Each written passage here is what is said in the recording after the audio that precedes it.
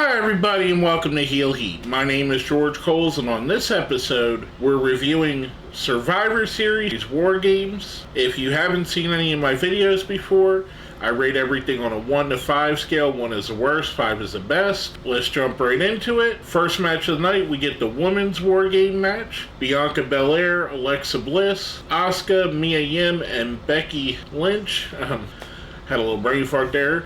Going up against Bayley, Dakota Kai, Io Sky, Nikki Cross, and Rhea Ripley. I really enjoyed this match. This, to me, was my favorite match of the night. All the extracurriculars, all the weaponry, the violence that they brought, the risks they took. I thought specifically Nikki Cross had a lot of character development during the match.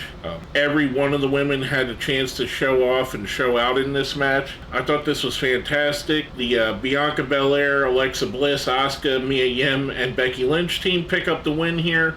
I'm giving this a 5. It's my favorite match of the night. Next up, we have a battle of the former Bullet Club leaders. AJ Styles going up against Finn Balor. AJ has Doc Gallows and Machine Gun Carl Anderson in his corner. Finn Balor has the Judgment Day in his corner. Damian Priest, Rhea Ripley, and Dominic Mysterio. Actually, Rhea wasn't there. This was another fun match. I thought this was really good. I enjoyed a lot of the nods to their history. I enjoyed the fact that Michael Cole even brought up some Bullet Club history. I think these two, you can't go wrong with these two wrestling each other, two of the best wrestlers in the world. I thought this was another really fun match. AJ Styles picks up the win on this. I do feel like the referee kind of messed up a spot at the end of it, just before it cut away to go to a commercial, or if you have the premium, one of the hype packages they showed. I feel like there was a moment where AJ was going to too sweet Finn Balor, and the ref came in to raise AJ Styles' hand, and then we cut away. I think if the ref didn't get there,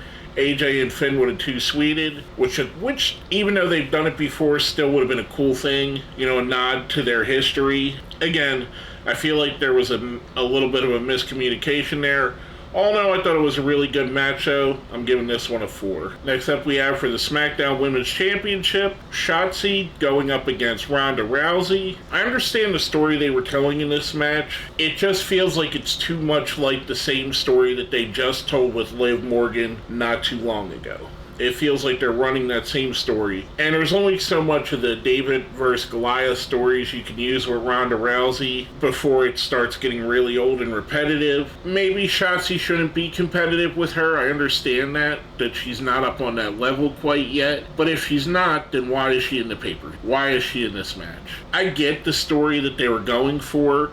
I just feel like it's too similar to what they did with Liv Morgan and trying to build Shotzi like they did with Liv. Ronda does pick up the win here. I'm giving this one a 3. I thought it was good. Again, just for me, it felt a little bit too similar to the Liv build. Now going from that, we get our 3-way dance for the U.S. Championship. Actually, it's just a 3-way match. It's not a dance because there's no elimination. We get Seth freaking Rollins, defending against Bobby Lashley and Austin Theory. I enjoyed this. Again, I feel like they tore Austin Theory down, and he picks up the win here, but he picks it up kind of in a way that he doesn't look strong, that he looks like he accidentally won. I wish they would have used this as part of his build back up, or not have him win at all. They could have easily had the decision come between Lashley and Seth. I'm not saying that I disliked the match or disliked how it panned out. I just feel like they're at a point where they need to build Austin Theory back up, and I don't feel like this outcome did that. However, I do like the fact that they gave him a win. For that, I'm giving this match a 4. I thought it was pretty good. Last but not least, we get the main event of the evening, the Men's War Games match. We get Sheamus, Ridge Holland, Butch, Drew McIntyre, and Kevin Owens going up against the Bloodline, which is Sami Zayn, Jimmy and Jey Uso, Solo Sikoa, and Roman Reigns. The story of this is, whose side is Sami on? Is Sami siding with his longtime friend Kevin Owens, or his family, as Roman said during the night, with the Bloodline? I really enjoyed this match. Much like the first match, the first War Games match, this was my second favorite match of the night. I thought this was fun. I think the storytelling in this match was a little bit better than the first match. The first match was a better spectacle. This had better story to it. They're both good, and depending on what you like, which you prefer, I prefer the first match over this one, but I liked them both right about equally. This was a really fun match. We do see at the end, Sammy does show where his loyalty lies. He attacks Owens, hits him in the nether regions, thus costing Kevin to win.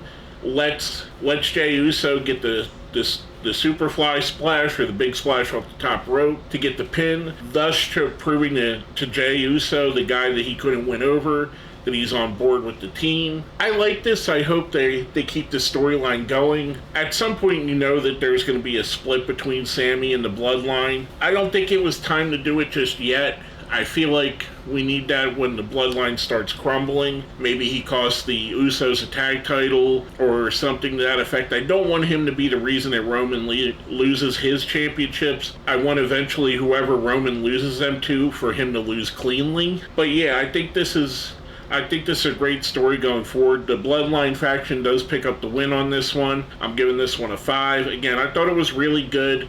My second favorite match of the night, but not by far off. Both of the War Games match I really enjoyed. I am predisposed. I am from the generation that grew up on War Games, so I am predisposed to like these matches.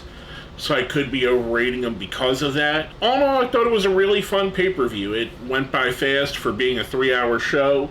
It didn't feel like it drug on. It didn't feel like there was a lot of filler. I really enjoy the fact that WWE doesn't feel like they need to give us 11 matches to make it worth it, that they're okay with just giving us 5 matches or 6 matches and not putting everybody on the show. Again, I rather enjoyed this. I thought this was awesome.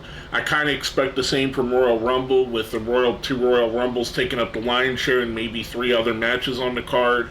I think this was really good, really fun show. Overall, I'm probably going to lean to give it a 5, actually, because the 2 War Games matches are really great. The 3-way for the U.S. title was good. The AJ and Finn match was really good.